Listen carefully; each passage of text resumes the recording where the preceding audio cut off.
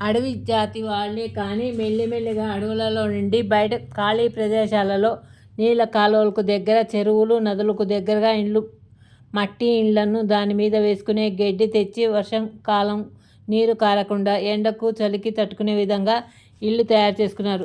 బట్టలు తయారు చేసుకుని కట్టుకోవడం నేర్చుకున్నారు. ఆ కాలంలో డబ్బులతో పని లేకుండానే వారి జీవన విధానం ఉండేది.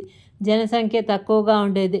అడవిలో పండే పండ్లు, ఆకులు, దుంపలు, చేపలు, కొన్ని రకాల పక్షులు తినగలిగే జీవాలను కట్ చేసుకుని కాల్చుకుని తినేవారు. ఒకరితో ఒకరు సఖ్యతతో ఉండేవారు. ఆహారాన్ని వారికి గాక ఎక్కువ ఉంటే వేరే వారికి పంచిపెట్టేవారు.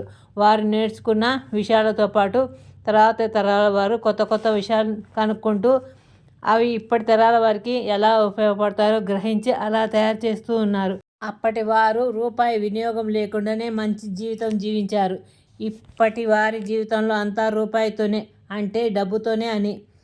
అప్పటి జీవితం కల్తీ లేని జీవితం. ఇప్పటి జీవితంలో ఎక్కువ కల్తీమయం. మరి మీరేమంటారు? గుడ్ నైట్ పిల్లలు.